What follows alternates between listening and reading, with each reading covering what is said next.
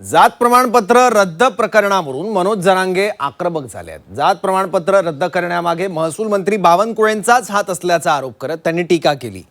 चूक कबूल करत सुधारणा केली नाही तर तुमच्या सकट पक्ष सुद्धा संपून जाईल असा इशारा यावरून जरांगेंनी सरकारला दिला। यानंतर ओबीसी नेते लक्ष्मण हाकेंनी सुद्धा जरांगेवर निशाणा साधलाय। बघूयात।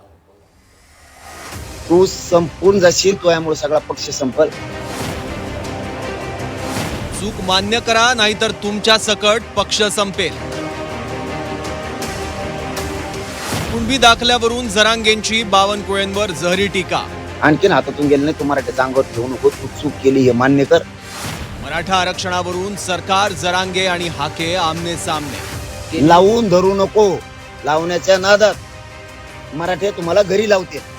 कुणबी दाखले आणि जात पडताळणी समितीच्या कारवाईवरून जरांगे पाटील पुन्हा आक्रमक झाले आहेत। पण यावरूनच त्यांनी एकनाथ शिंदे यांच्याबाबत आक्रमक भूमिका घेतली होती। पण यासोबतच मंत्री चंद्रशेखर बावनकुळेंवर सुद्धा जरांगेंनी आक्षेपार्ह भाषेत टीका केली होती। इतकंच नाही तर चूक मान्य नाही केली तर तुम्ही आणि तुमचा पक्षही संपेल असा इशारा जरांगेंनी बावनकुळेंना आटपाडीमध्ये बोलताना दिलाय। तुला आणखीन बी बावनकुळे सांगतो, तू संपून जाशील, तुझ्यामुळे सगळा पक्ष संपल। आणखीन हातातून गेलं नाही, तू मराठ्याचा अंगावर घेऊ नको, तू चूक केली हे मान्य कर। फडणवीसांनी आणि शिंदेनी सुद्धा चूक मान्य करावं। ही चूक केली आमच्या दोन्ही मंत्र्यांना, आम्ही सुधारतो। एकदम सोपं होईल, आणखीनही तुमच्या हाताच्या बाहेर गेलेलं नाही। लावून धरू नको, लावण्याच्या नादात मराठे तुम्हाला घरी लावते। विचार करा ना थोडा। बावनकुळे मराठ्यांचा वाटोळा करायसाठी तुमच्या डोळ्यात एकटा काम करतोय। तुमच्या नाकावर टिचून त्यांनी मराठ्यांच्या नोंदी रद्द केल्या। अरे तुम्ही जाहीरपणानं म्हणायला पाहिजे होतं, बावनकुळेने केलेली चूक तुला आम्ही माफ करणार नाही, तुझ्या मागा लागू जाहीरपणानं मंत्र्यांनी सांगायला पाहिजे होतं। एक बोलत नाही। मतदानाच्या दिवशी दारात आपल्या आजीच्या पाया पडतेन, आज्याच्या पडतेन, बापाचं धोतर धुवून आणतेन।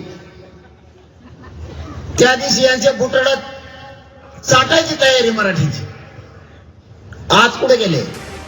जरांगेंच्या आरोपाच्या केंद्रस्थानी मूळ मुद्दा होता तो रेखा अंबुरे यांच्या कुणबी जात प्रमाणपत्राचा। त्यावरूनच हा सगळा वाद सुरू झाला आणि जरांगेंनी थेट बावनकुळेंपर्यंत आरोप केलेले आहेत। पण प्रमाणपत्र रद्द करण्याच्या कोणत्याही सूचना महसूल मंत्र्यांकडून म्हणजेच बावनकुळेंकडून आलेल्या नाहीत आणि जी कागदपत्र अपलोड केली होती त्या आधारावरच जात प्रमाणपत्र रद्द झालं असून जरांगे पाटील यांनी माध्यमांमध्ये केलेले आरोप चुकीचे असल्याचं स्पष्टीकरण बीडच्या निवासी उपजिल्हाधिकाऱ्यांनी अधिकृत पत्रक प्रसिद्ध करत दिलंय। तर दुसरीकडे भाजप आणि शिवसेनेनं जरांगेंचा गैरसमज झाल्याचं म्हणत आक्षेपार्ह भाषा न वापरण्याचं आवाहन केलं। तसंच जरांगेंसोबत चर्चा करणार असल्याचंही प्रताप सरनाईकांनी सांगितलं। तर हा वातावरण बिघडवण्याचा प्रयत्न आहे का असा सवालही नवनाथ बन यांनी केला। जरांगे पाटील साहेबांशी 2 दिवसात तर माझी काही चर्चा झालेली नाही, पण मी उद्या परवाला त्यांच्याशी चर्चा करेल। कारण शेवटी मराठा समाजाला जास्तीत जास्त सुविधा देण्यासाठी एकनाथ शिंदे साहेब गेल्या अनेक वर्षापासून प्रयत्नशील आहे। हेच जरांगे पाटील साहेब माझ्याशी बोलत असताना एकनाथ शिंदे साहेबांचं कौतुक करत असतात, किंबहुना मला सांगत असतात की सरनाईक साहेब तुमचंही कौतुक करायला पाहिजे, तुम्ही आमची सगळी कामं करता, मराठा समाजाला जेवढी जास्तीत जास्त मदत आहे। फक्त राजकीय वातावरण बिघडवण्याचा हा प्रयत्न होतोय का याचं देखील संशोधन केलं पाहिजे। माझी मनोज जरांगे पाटलांना विनंती आहे की आपण माननीय राधाकृष्ण विखे पाटलांसोबत चर्चा करा। काही अडचण असतील तर चर्चेतनं प्रश्न सोडवता येतील, परंतु उठसूट भारतीय जनता पार्टीवर टीका करणं, आमचे महसूल मंत्री चंद्रशेखर बावनकुळे साहेबांबद्दल खालच्या पातळीवरचे शब्द वापरणं हे अतिशय चुकीचं आहे। अशा पद्धतीनं शब्द वापरल्यानंतर जर का मराठा समाजाला न्याय मिळणार असेल तर तुम्हाला मनापासून शुभेच्छा। शिव्या देऊन मराठा समाजाचं हित होणार असेल तर मनोज जरांगे पाटील यांना मनापासून शुभेच्छा, परंतु आपण सरकारसोबत बसून चर्चा करावी। आजपर्यंत जे मराठा समाजाला कुणबीची प्रमाणपत्र मिळाली त्यातले 80% प्रमाणपत्र व्हॅलिडेट झालेले आहेत। त्याबद्दल मनोज जरांगे चकार शब्दांनी बोलायला तयार नाहीत। स्थानिक निवडणुकांमध्ये ओबीसी कोट्यातून निवडून आलेल्या मराठा लोकप्रतिनिधींचं जात प्रमाणपत्र जात पडताळणी समितीनं रद्द केलं। त्यामुळे त्यांचं पद सुद्धा गेल्यात जमा आहे। पण हे सगळं बावनकुळेंच्या सांगण्यावरून होत असल्याचा आरोप जरांगे सतत करतायत। याआधी सुद्धा जरांगेंनी बावनकुळेंबाबत वादग्रस्त भाषा वापरली होती. आता आंदोलनाची हाक देत जरांगेंनी अंतर्वालीत आंदोलनात सहभागाचं आवाहन सुद्धा केलंय. तर दुसरीकडे ओबीसी नेते लक्ष्मण हाकेंनी जरांगेंवर सडकून टीका केली आहे. तसंच जरांगे जिथे जिथे जातील तिथे तिथे सभा घेणार असल्याचंही म्हटलं. इतक्या ताकदीने जमायचं, मी तर ते जीवाची बाजी लावून लढणारच. मी माझा जीव तुमच्या पायावर ठेवलेला, मी मरायला भेट नाही, मी कधी पण मरायला तयार. तुमच्याकडून फक्त तेवढीच एक अपेक्षा,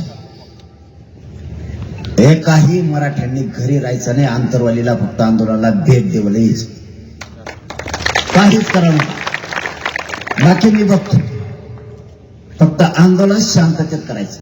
ओबीसीचं आरक्षण संपवणाऱ्या सरकारला जाब विचारण्यासाठी विरोधी पक्ष, सत्तेतले पक्ष, मुख्यमंत्री, उपमुख्यमंत्री, ओबीसीचे नेते यापैकी कोणीही ओबीसीच्या बाजूने बोलायला तयार नाही. आणि महाराष्ट्रामधल्या ओबीसी, भटक्या, विमुक्त जाती जमातीमधल्या लोकांच्या मनात दहशत निर्माण करण्यासाठी मनोज जरांगे नावाचा माणूस महाराष्ट्रामध्ये धुमाकूळ घालतोय.